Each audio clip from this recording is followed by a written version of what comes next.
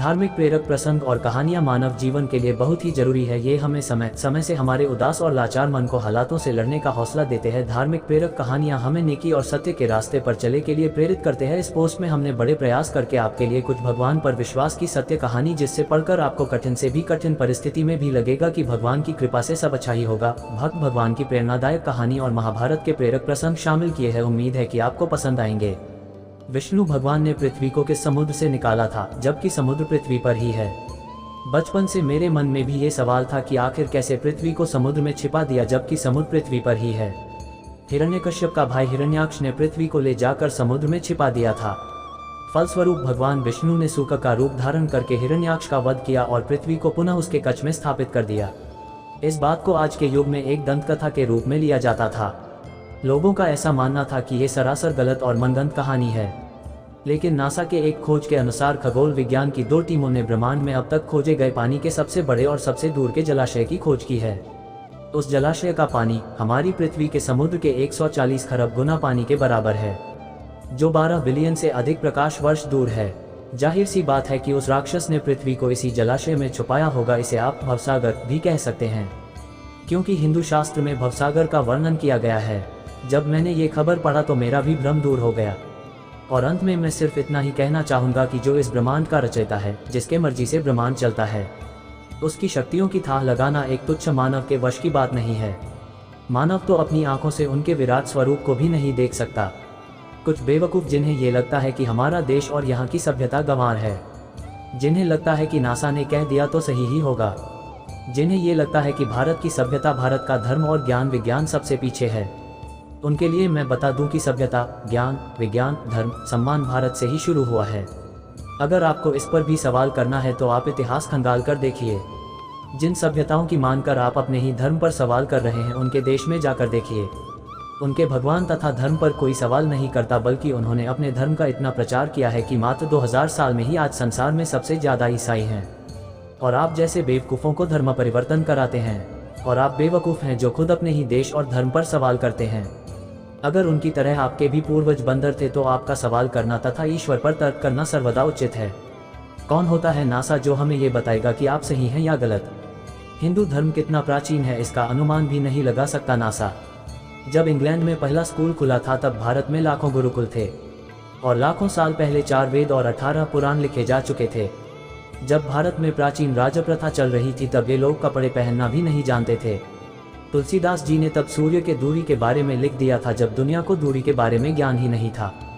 खगोल शास्त्र के सबसे बड़े वैज्ञानिक आर्यभट्ट जो भारत के थे, उन्होंने दुनिया को इस बात से अवगत कराया कि ब्रह्मांड क्या है, पृथ्वी का आकार और व्यास कितना है। और आज अगर कुछ मूर्ख विदेशी संस्कृति के आगे भारत को झूठा समझ रहे हैं तो उनसे बड़ा मूर्ख और द्रोही कोई नहीं हो सकता। ये अपडेट करना आवश्यक हो गया था। जिनके मन में ईश्वर के प्रति शंका है, जो वेद और पुराणों को बस एक मनोरंजन का पुस्तक मानते हैं, उनके लिए शास्त्र कहता है भगवान विष्णु के प्रति प्रीति नहीं रखने वाला अस्नेही या विरोधी। इसे ईश्वर विरोधी भी कहा गया है। ऐसे परमात्मा विरोधी व्यक्ति मृतक के समान है। ऐसे अज्ञानी लोग मानते हैं कि कोई परम तत्व है ही नहीं। जब परम तत्व है ही नहीं तो ये संसार स्वयं ही चलायमान है। हम ही हमारे भाग्य के निर्माता है। हम ही संचार चला रहे हैं। हम जो करते हैं वही होता है। अविद्या से ग्रस्त ऐसे ईश्वर विरोधी लोग मृतक के समान है, जो बगैर किसी आधार और तर्क के ईश्वर को नहीं मानते हैं। उन्होंने ईश्वर के नहीं होने के कई कुतर्क एकत्रित कर लिए हैं। दिन और रात का सही समय पर होना, सही समय पर सूर्य अस्त और उदय होना, पेड़ पौधे, अणु परमाणु तथा मनुष्य की मस्तिष्क की कार्यशैली का ठीक ढंग से चलना, ये अनायास ही नहीं हो रहा है। जीव के अंदर चेतना कहाँ से आता है? हर प्राणी अपने जैसा ही बीज कैसे उत्पन्न करता है? शरीर की बनावट उसके जरूरत के अनुसार ही कैसे होता है? बिना किसी निराकार शक्ति के ये अपने आप होना असंभव है। और अगर अब भी ईश्वर और वेद पुराण के प्रति तर्क करना है तो उसके जीवन का कोई महत्व नहीं है। हनुमान जी जब पर्वत लेकर लौटते हैं तो भगवान से कहते हैं, प्रभु आपने मुझे संजीवनी बूटी लेने नहीं भेजा था, आपने तो मुझे मेरी मूर्छा दूर करने के लिए भेजा था। सुमिरी पवन सुत पावन नामू, अपने बस करी राखे रामू। जी ने पवित्र नाम का स्मरण करके श्री राम जी को अपने वश में कर रखा है। प्रभु आज मेरा ये भ्रम टूट गया कि मैं ही सबसे बड़ा भक्त राम नाम का जप करने वाला हूँ। भगवान बोले कैसे? हनुमान जी बोले वास्तव में तो भरत जी संत है और उन्होंने ही राम नाम जपा है। आपको पता है जब लक्ष्मण जी को शक्ति लगी तो मैं संजीवनी लेने गया, पर जब मुझे भरत जी ने बाण मारा और मैं गिरा तो भरत जी ने न तो संजीवनी मंगाई न वैद्य बुलाया। कितना भरोसा है उन्हें आपके नाम पर, आपको पता है उन्होंने क्या किया। जो मोरे मन बच रुकाया, प्रीति राम पद कमल अमाया। तो कपि हो बिगत श्रम सूला, जो मो पर रघुपति अनुकूला। सुनत बचन उठी बैठ कपीसा, कही जय जयति कौशलाधीसा। यदि मन वचन और शरीर से श्री राम जी के चरण कमलों में मेरा निष्कपट प्रेम हो, तो यदि रघुनाथ जी मुझ पर प्रसन्न हो, तो यह वानर थकावट और पीड़ा से रहित हो जाए। ये वचन सुनते हुई मैं श्री राम जय जय राम कहता हुआ उठ बैठा। मैं नाम तो लेता हूँ पर भरोसा भरत जी जैसा नहीं किया, वरना मैं संजीवनी लेने क्यों जाता। बस ऐसा ही हम करते हैं, हम नाम तो भगवान का लेते हैं पर भरोसा नहीं करते। बुढ़ापे में बेटा ही सेवा करेगा, बेटे ने नहीं की तो क्या होगा। उस समय हम भूल जाते हैं कि जिस भगवान का नाम हम जप रहे हैं वे है न, पर हम भरोसा नहीं करते। बेटा सेवा करे न करे पर भरोसा हम उसी पर करते हैं। दूसरी बात, प्रभु बाण लगते ही मैं गिरा, पर्वत नहीं गिरा, क्योंकि पर्वत तो आप उठाए हुए थे और मैं अभिमान कर रहा था कि मैं उठाए हुए हूँ।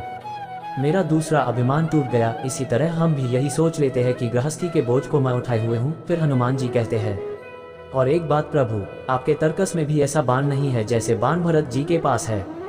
आपने सुबाहु मारीच को बाण से बहुत दूर गिरा दिया। आपका बाण तो आपसे दूर गिरा देता है, पर भरत जी का बाण तो आपके चरणों में ला देता है। मुझे बाण पर बैठाकर आपके पास भेज दिया। भगवान बोले, हनुमान जब मैंने ताड़का को मारा और भी राक्षसों को मारा तो वे सब मरकर मुक्त होकर मेरे ही पास तो आए। इस पर हनुमान जी बोले, प्रभु आपका बाण तो मारने के बाद सबको आपके पास लाता है, पर भरत जी का बाण तो जिंदा ही भगवान के पास ले आता है। भरत जी संत है और संत का बाण क्या है? संत का बाण है उसकी वाणी, लेकिन हम करते क्या है? हम संत वाणी को समझते तो है पर सटकते नहीं है, और औषधि सटकने पर ही फायदा करती है। हनुमान जी को भरत जी ने पर्वत सहित अपने बाण पर बैठाया तो उस समय हनुमान जी को थोड़ा अभिमान हो गया कि मेरे बोझ से बाण कैसे चलेगा। परंतु जब उन्होंने रामचंद्र जी के प्रभाव पर विचार किया तो वे भरत जी के चरणों की वंदना करके चले हैं। इसी तरह हम भी कभी कभी संतों पर संदेह करते हैं कि ये हमें कैसे भगवान तक पहुंचा देंगे। संत ही तो है जो हमें सोते से जगाते हैं, जैसे हनुमान जी को जगाया, क्योंकि उनका मन वचन कर्म सब भगवान में लगा है। आप उन पर भरोसा तो करो, तुम्हें तुम्हारे बोझ सहित भगवान के चरणों तक पहुंचा देंगे। सियावर रामचंद्र की जय, जय जय हनुमान की जय। दर्शन और देखने में अंतर। एक दिन एक मित्र ने दूसरे मित्र से कहा, चल मंदिर चलते हैं। उसने कहा, किस लिए? मित्र बोला, दर्शन के लिए। वो बोला, क्यों? कल ठीक से दर्शन नहीं किया था क्या? मित्र, तू भी क्या इंसान है, दिन भर एक जगह बैठा रहता है, पर थोड़ी देर भगवान के दर्शन करने के लिए नहीं जा सकता। उसने कहा, महाशय चलने में मुझे कोई समस्या नहीं है, किंतु आप यह मत कहिए कि दर्शन करने चलेगा क्या, ये कहिए कि देखने चलेगा क्या। मित्र बोला, किंतु दोनों का मतलब तो एक ही होता है। वह बोला, नहीं, दोनों में जमीन आसमान का अंतर है। मित्र, कैसे कैसे? यही प्रश्न सभी का प्रश्न होना चाहिए। अक्सर देखा है लोग तीर्थ यात्रा पर जाते हैं किस लिए? भव्य मंदिर और मूर्तियों को देखने के लिए, न कि दर्शन के लिए। अब आप सोच रहे होंगे कि देखने और दर्शन करने में क्या अंतर है। देखने का मतलब है सामान्य देखना, जो हम दिन भर कुछ ना कुछ देखते रहते हैं, किंतु दर्शन का अर्थ होता है जो हम देख रहे हैं उसके पीछे छुपे तथ्य और सत्य को जानना। देखने से मनोरंजन हो सकता है, परिवर्तन नहीं, किंतु दर्शन से मनोरंजन होना हो, परिवर्तन अवश्यंभावी है। अधिकांश लोग तीर्थ यात्रा का मतलब केवल जगह जगह भ्रमण करना और मंदिर और मूर्तियों को देखना ही समझते हैं। यह मनोरंजन है, दर्शन नहीं। दर्शन क्या है? दर्शन वह है जो आपके जीवन को बदलने की प्रेरणा दे। दर्शन वह है जो आपके जीवन का कायाकल्प कर दे। दर्शन वह है जो आपके जीवन को परिवर्तित कर दे। दर्शन वह है जो महर्षि दयानंद सरस्वती ने सच्चे शिव की खोज में लगाया और आर्यावर्त का कायाकल्प कर डाला। अंग्रेजी में दर्शन का मतलब होता है फिलॉसफी, जिसका अर्थ होता है यथार्थ की परख का दृष्टिकोण। इसी के लिए हमारे वैदिक साहित्य में षड्दर्शन की रचना की गई, जिनमें जीवन के सभी आवश्यक और यथार्थ से समझने की कोशिश करते हैं। शिव के गले में मुंड माला का रहस्य। भगवान शिव और सती का अद्भुत प्रेम शास्त्रों में वर्णित है। इसका प्रमाण है सती के यज्ञ कुंड में कूदकर आत्मदाह करना और सती के शव को उठाए क्रोधित शिव का तांडव करना। हालांकि यह भी शिव की लीला थी, क्योंकि इस बहाने शिव 51 शक्ति पीठों की स्थापना करना चाहते थे। शिव ने सती को पहले ही बता दिया था कि उन्हें यह शरीर त्याग करना है। इसी समय उन्होंने सती को अपने गले में मौजूद मुंडों की माला का रहस्य भी बताया था।